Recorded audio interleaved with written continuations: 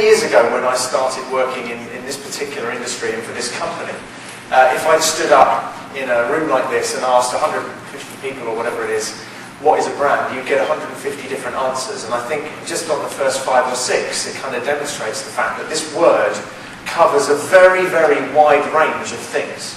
So being clear about actually what a brand is to start with as somebody who's trying to build retail experiences is pretty important.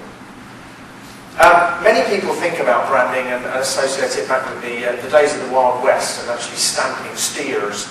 According to history, they did it back in the days of ancient Egypt. So some of the hieroglyphs actually demonstrate branding going on in terms of ownership. And I think that's one of the most fundamental things it's about.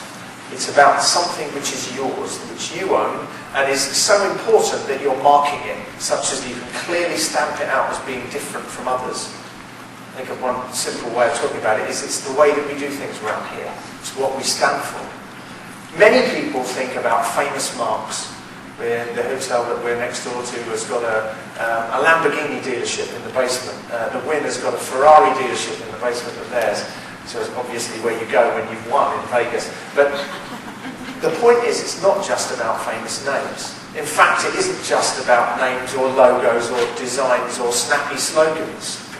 All of these things are ways in which you can build a brand. And they come together to create something which is a combination of tangible and intangible attributes. My client at John Deere tells me that more people wear John Deere branded baseball hats than any other branded baseball hat in the United States. That tells me that this is more than just an equipment manufacturer. It's part of the American way of life. It's not just about cutting my lawn or cutting my corn. It's actually much deeper than that. It stands for something that people feel so proud of that they're prepared to wear it.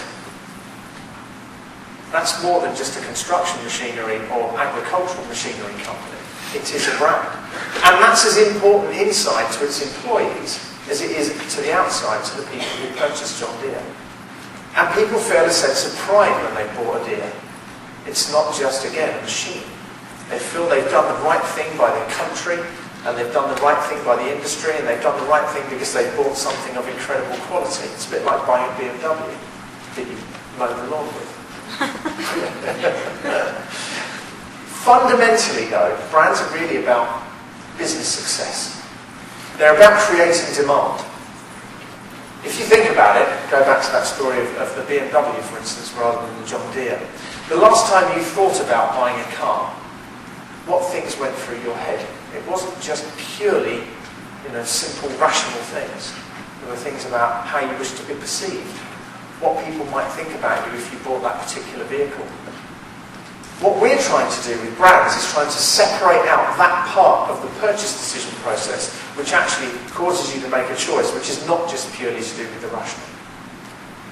How do you position yourself so that your brand generates demand and consequently business success? So when we look at brand value, what we're really trying to do is find out the degree to which your brand drives business success. And if you understand how that works, you can build better retail experiences. At Interbrand, we talk about something called the red thread. And we're really trying to combine here a way of thinking about how brands create value. This comes from a story which was, it was an observation actually by a poet and philosopher called Goethe in 1809, and he was talking about the British sailing fleet, the naval fleet. And he observed the fact that all the ropes had a red thread that ran through them, such that you could tell that they came from the British fleet. Now, we see that great brands have a red thread running through them. A powerful idea, but an idea which is connected into the creation of value.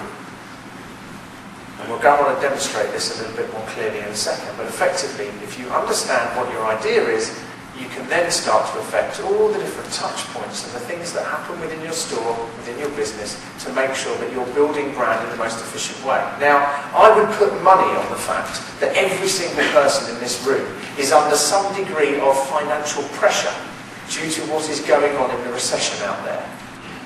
So understanding how to get the best out of your investments are more critical now than ever before. Boards of all companies were very interested to understand how brands created value in the past. They're even more interested in it now.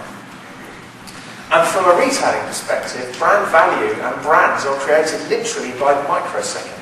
Think about it. Every interaction, every product, service, every time somebody walks through your door, the ambience, the lighting, the sound, the product mix, the way that everything is stocked and shelved. All of these things combine to create a perception of who you are and ultimately drive choice. And that creates value. So all of these individual tiny little interactions can make a big difference when you add them all up. So how does that come together when you try and add it up and look at the red thread from the context of retail? Really, brand courses through the experience expressing what you stand for at a multitude of touch points. Every industry, every sector of retailing is a little bit different. And really our team that assesses experience and deals with shopper knowledge and insights helps us map what those critical touch points are within a space. Where are those moments of truth that are going to make a difference in any experience, in any retail experience, that gives us an opportunity to either elevate the value of our brand or fix something that might not be right. I think that as we take a look at the notion of a red thread, it really begins on the exterior of the facility as someone approaches it, and it moves through every critical moment that that consumer experiences on the interior of the space.